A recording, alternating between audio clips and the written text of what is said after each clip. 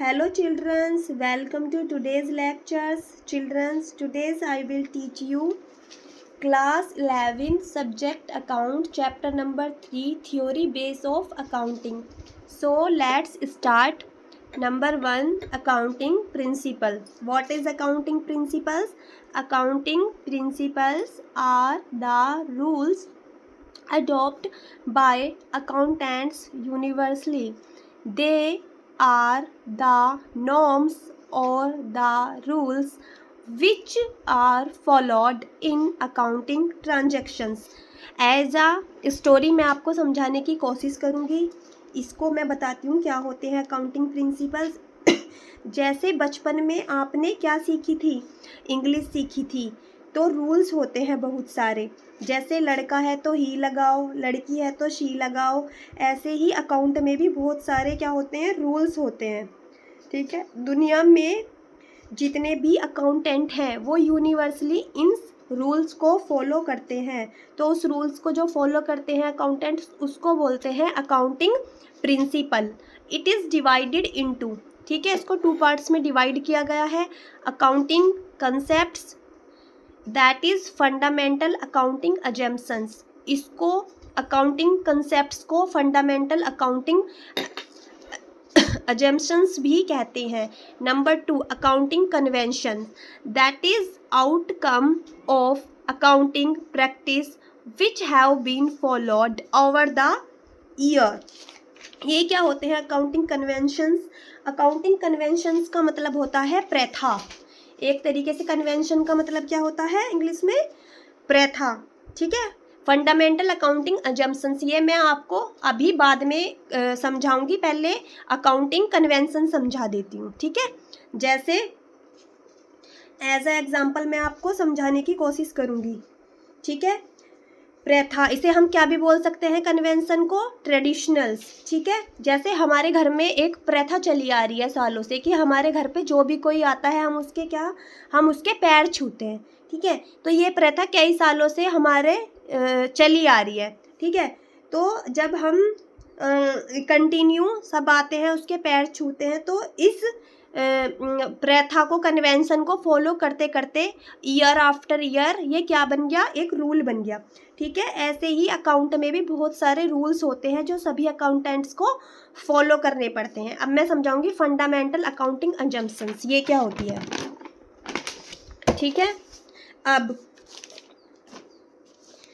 मैं as a example इसको समझाने की कोशिश करूंगी कि फंडामेंटल अकाउंटिंग अजम्पशंस क्या होती है.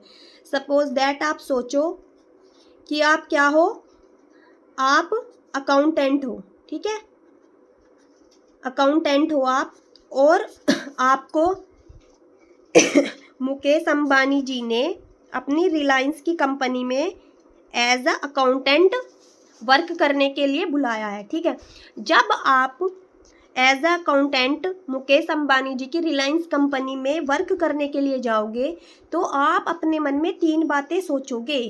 क्या?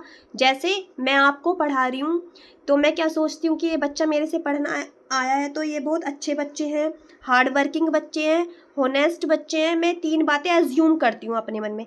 तो ऐसे ही जब कोई अकाउंटेंट अकाउंटिंग करने गया तो उसने 3 बातें अपने मन में एज्यूम कर ली. मैं ये एक एग्जाम्पल समझा रही हूँ जिससे आपको समझ में आ जाए तीनों एजम्पशंस. नंबर 1 क्या करा उसने? पहले सोचा मन में, उसने सोचा कि बिजनेस चलता रहेगा. जब वह अकाउंटिंग करने गया तो उसने सोचा कि जो रिलायंस की कंपनी है ये चलती रहेगी.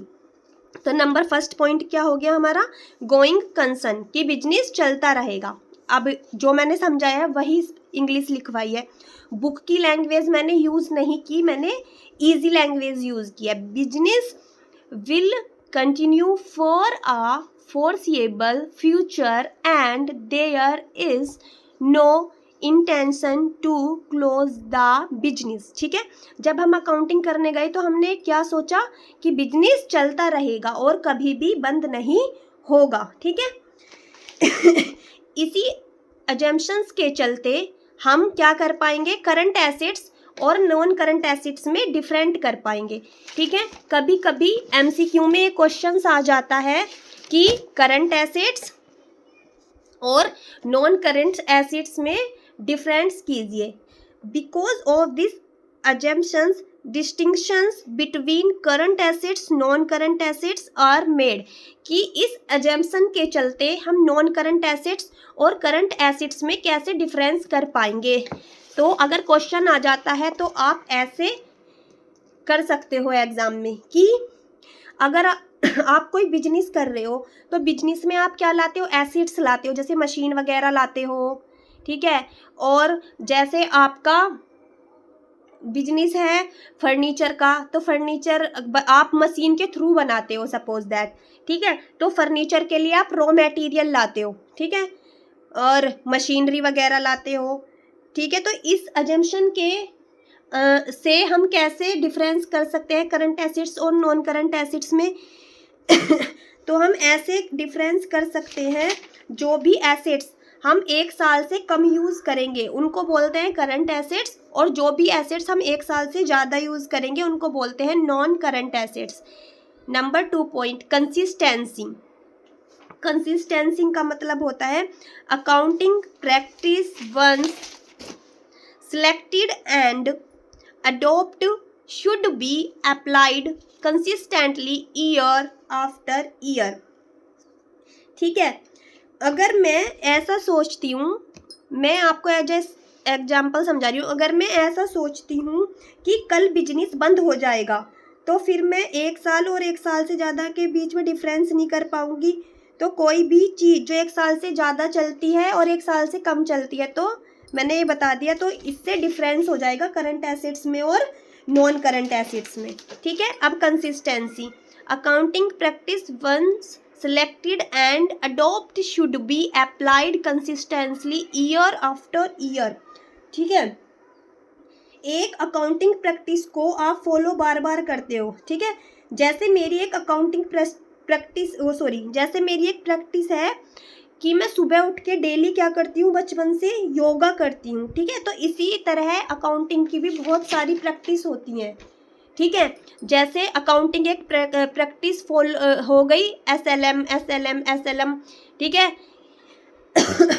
तो ये क्या हो गया, कंसिस्टेंसी, किसी काम को लगातार करना, ठीक है। मैंने आपको एग्जांपल देके समझाया कि जैसे मैं बचपन से डेली क्या करती हूँ, योगा करती हूँ, ठीक है। ऐसे ही अकाउंट में बहुत सारी प्रैक्टिस होती हैं जिनको हम फॉलो करते हैं लगातार। जैसे हमने कोई प्रैक्टिस फॉलो कर ली SLM अकाउंट्स में, ठीक है। ये मैंने एज अ एग्जाम्पल समझाया है आपको, ठीक है। तो क्या हम इन प्रैक्टिस को चेंज कर सकते हैं? हाँ, कर सकते हैं। कैसे? अकाउंटिंग पॉलिसी में भी चेंज ओनली, क्या हम अकाउंटिंग पॉलिसी को चेंज कर सकते हैं? यस, अगर इफ लॉ रिक्वायर्स, अगर कानून बोले तो, ठीक है। जैसे GST आई थी तो गवर्नमेंट ने लागू किया था कि GST लगानी है गुड्स पे, तो सभी ने वो रूल्स फॉलो किया था क्योंकि रिक्वायर्स किसकी थी, लॉ की थी, सरकार की थी। तो इफ लॉ रिक्वायर्स, ठीक है। इफ अगर कानून बोले तो इफ अकाउंटिंग स्टैंडर्ड रिक्वायर, अगर छोटा कानून बोले तो फॉर बेटर प्रेजेंटेशंस, हम जब भी पॉलिसी को बदल सकते हैं जब हम बेहतर क्या कर सके, प्रेजेंटेशन को हम और ज़्यादा बेहतर करेंगे। अब पॉइंट नंबर 3, अक्रूवल। अक्रूवल क्या होता है? Transactions are recorded when they are entered into, not when the settlement take place. अब इसका मतलब क्या हुआ? ट्रांजैक्शन को हम कब रिकॉर्ड करेंगे? ट्रांजैक्शन को हम रिकॉर्ड तब करेंगे जब ट्रांजैक्शंस हुई है, ठीक है। जैसे एज अ एग्जाम्पल मैं आपको समझाऊंगी, ठीक है। जैसे मैंने गुड्स जो है ये परचेज किए, ठीक है, कब? 26 मार्च 2025 को, ठीक है। और मैंने जब ये परचेज किए तो मेरे पास पैसे नहीं थे, तो मैंने बोला क्रेडिटर को कि मैं आपको पैसे आफ्टर 4 मंथ पेड करूंगी, ठीक है। तो क्रेडिटर ने बोला ठीक है, आप गुड्स ले लीजिए और पैसे आप मुझे बाद में दे देना, ठीक है। तो अब हम रिकॉर्ड कब करेंगे ट्रांजैक्शंस को? इस अजम्पशन के अकॉर्डिंग, जब हमने जिस दिन गुड्स परचेज किया, यानी कि हमने इनको पैसे दिए अप्रैल मई जून जुलाई, पैसे मैंने पेड करे 26 जुलाई को, ठीक है। लेकिन मैं रिकॉर्डिंग कब करूंगी? 26 मार्च 25 को मैं रिकॉर्डिंग करूंगी, ठीक है। जब ट्रांजैक्शंस होगी हम उसे तभी रिकॉर्ड करेंगे। इसमें यही लिखा है कि transactions are recorded when they are entered into, not when the settlement take place. हम तब उसको रिकॉर्ड नहीं करेंगे जब हमें पैसे मिले, तब रिकॉर्ड करेंगे जब ट्रांजैक्शन हुई।